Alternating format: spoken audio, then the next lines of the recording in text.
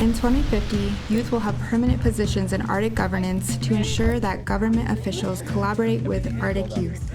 Youth will receive accessible and culturally relevant civic education so that they can engage in politics. Arctic Indigenous and local knowledge thrive to uplift and honor Arctic youth. These knowledges are taught, shared, and applied holistically in governance, policymaking, and education. All young people in the Arctic will have their basic human needs met in 2050, such as housing and food security. Youth will co-create social spaces where they can live out their aspirations, expand their social network, and boost their mental health. In an uncertain future, we, the youth, envision an Arctic where international agreements support the ecological integrity of Arctic communities. We hope to leave a legacy of living with purpose and passion, staying connected to nature, remaining adaptable in the face of climate change.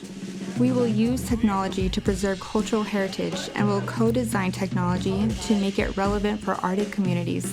Arctic youth will have access to mental health care that honors who we are, where we come from, and how we heal.